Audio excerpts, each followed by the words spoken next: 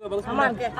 Iya, maksudnya kayak aku kan memang dari dulu seneng dengan podcast yang memang kalau di Indonesia ini sekarang ada yang bilang no viral no justice gitu ya. Enggak juga sih, maksudnya banyak juga yang iya, tapi banyak juga yang mungkin memerlukan viral dulu untuk bisa mendapatkan keadilannya gitu. Nah, aku tuh memang seneng untuk bisa podcast kalau memang bisa ya bisa apa ya, bisa akhirnya dengan podcast kita nih semua yang punya podcast bisa berimbas yang baik buat mereka gitu. Mungkin bukan yang Vina, tapi kayak aku ada nih kasus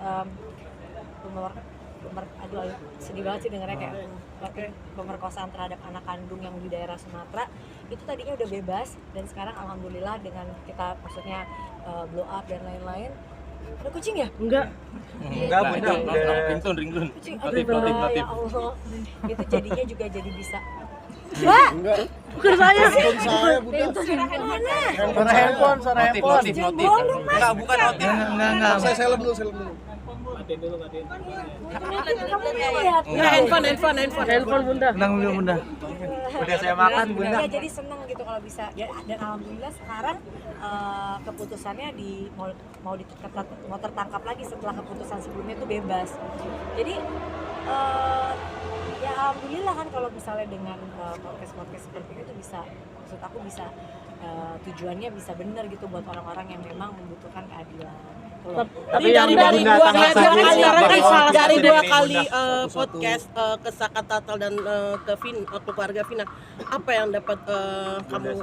Aku kenapa juga podcast dengan bukan hanya dengan keluarganya tapi juga dengan orang-orang yang mungkin terlibat gitu, karena aku pengen tahu juga dari sisi yang lain sebenarnya gitu, bukan membenarkan tapi pengen tahu juga dari sisi yang lain gitu.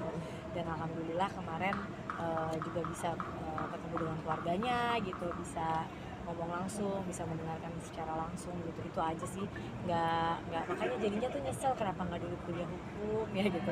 Seneng gitu aku bisa, kalau bisa, karena kan aku juga maksudnya sekarang hanya bisa mungkin lewat podcast gitu, tapi kalau misalnya aku punya kayak misalnya jadi pengacara gitu, bisa membela orang-orang yang memang membutuhkan gitu kan, kayak seneng ya. Tapi Bunda ngeliatnya sekarang gimana kan Saka Tatalnya kan sekarang katanya podcast itu.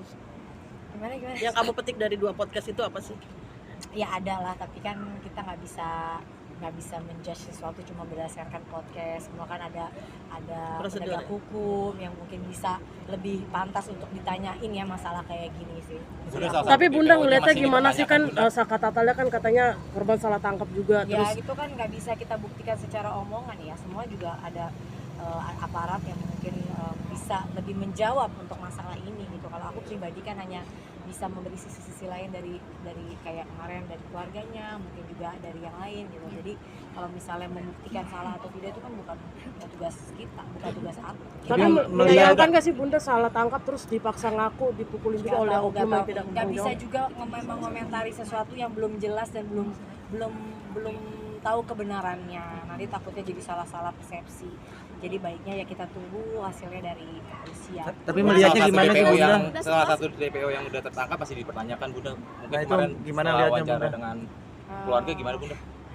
Ya balik lagi, kalau ngomongin masalah hukum kayak gitu aku nggak berani lah mengomentari hal-hal yang bukan ranah aku ya Mas ya. Maksudnya biar aja nanti kepolisian yang bisa menjawab ini gitu. Kayaknya bukan ininya aku untuk bisa ngejawab masalah-masalah yang memang di luar ranah aku ya gitu. Aku cuma podcast gitu, dan podcast kan bukan hanya dari udah setahun 2 tahun ini aku selalu mengangkat podcast yang memang tentang kekerasan atau apapun itu yang memang bisa kita jadikan wadah untuk bisa orang-orang ini mendapatkan keadilannya.